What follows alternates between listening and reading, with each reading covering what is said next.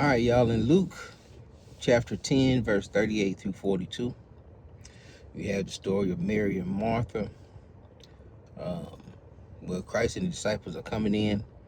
Martha invites them into the house to receive Christ into her house.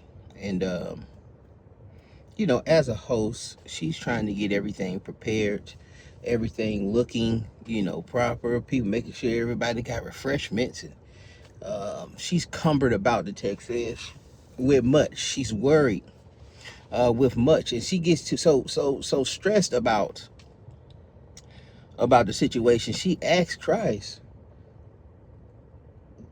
are you not upset that my sister Mary ain't helping me? Like, everybody sees me doing all of this stuff. Why ain't nobody helping? Why ain't at least my sister, why ain't she helping me? And there's a couple things that stood out with me for, like, that's your sister. Don't you tell your sister? Why don't you tell her? You know what I'm saying? So, not, this is only speculation, but she felt that Christ's authority would, hey, you get in there and help your sister, would be um, more pressing on her than her actually saying it to her sister.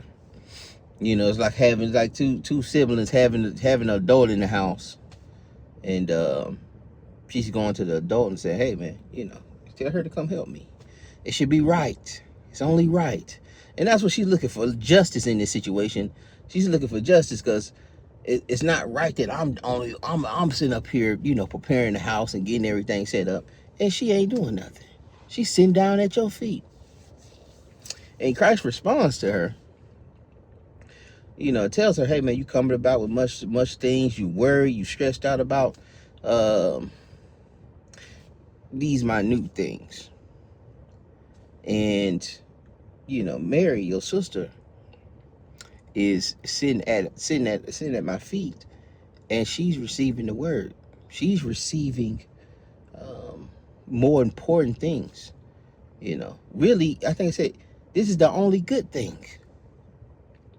This is the only good thing. She's at my feet receiving the only good thing. I'm not finna take that away from her. And what's that, Matthew 20? And Matthew 20, read maybe 25 and down. Christ says, man, I didn't come to minister. I didn't come to be ministered to. I came to minister. I didn't come for you to serve me. I came to serve.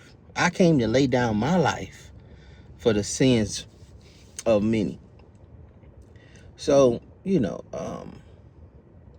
got to understand that, us stressing and worrying about certain things to the point of debilitating us, where we're stagnant and we can't think it, and we start ignoring things like sitting down and supping with the Most High and His Son, and not delving into the text and not receiving His word.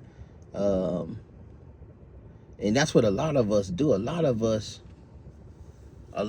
we don't want to give our lives to Christ until our life is in order. We don't want to give our lives. We don't want to, act like we're followers of Christ until our life is in order. While we in shambles, and while we worried and cumbered about much, trying to get things in order, that's how we do our temples. Us being living temples, we're cumbered about trying to get us right. We're trying to get us right and trying to clean us up before we present ourselves to the Father. And that's not how the system works. Because you can't clean you up. You would have been did it if that was the case. All right, you can't clean you up. He gonna get you off of those drugs. He gonna get you off the pornography. He gonna get you off the bottles. He gonna get you off of fornication, adultery. He gonna do that. The It's going to do that. But we don't want to ask for that spirit until we get cleaned up. So it's Martha didn't want to sit down until her house was clean, until everything was situated to make everything be presented perfect for Christ, so that he could teach his lesson. Now he's coming in to teach this lesson, and Mary is sitting down at his feet. Mary ain't studying that house. She ain't studying. Do they need refreshments? None of that. They'll ask if they need it. Mary's sitting down at the feet. And Christ told her, I'm not going to take that good thing from her. And it's better that way. It's even with the woman that was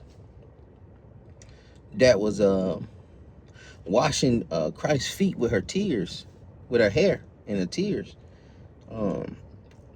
He was telling the Pharisees, man, she whoever has came through the most, whatever trials and tribulations that you done came from, the level of that also correlates to the level of appreciation that you have for being brought out of that, for being brought from that situation. She had a deeper appreciation. It meant a lot more for her. Even though, this brother here may be, or this sister here may be, have way more than she has, or way more than the sister that's crying has, but because because she done got brought from such a dark, unfortunate situation that she done been brought from, even that next level, even her getting put into a homeless shelter, her being finally receiving this Section 8 when she been sleeping in a car for 2 years. It's a deeper appreciation than, maybe someone who just, signed off on their dream house. They may not have that same appreciation that other one has. She may not be that vessel, and the Most High deals with the lowly, because they're the ones that's going to make the greater testimony.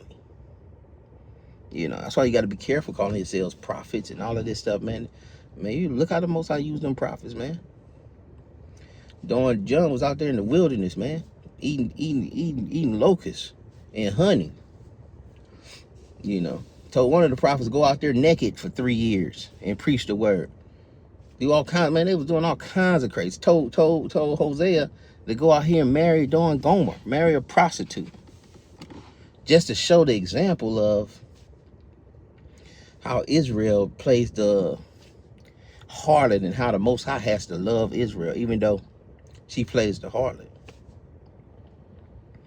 Israel, I mean, that's the she.